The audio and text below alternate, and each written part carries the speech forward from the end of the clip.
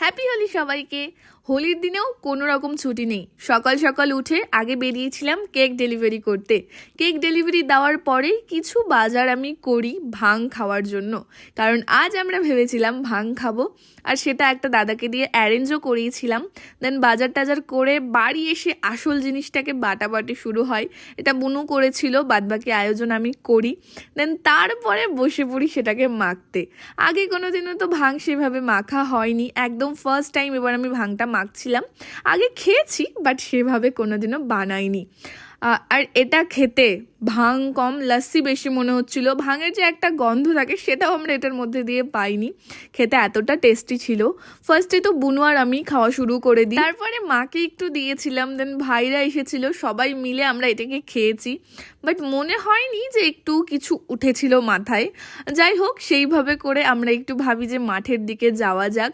দেন ready হয়ে মাঠে এসেছিলাম, বাট মাঠের যে অবস্থা ছিল বেশিক্ষণ আর টিকতে পারিনি, তাই ভিডিওটা এতটুকুই।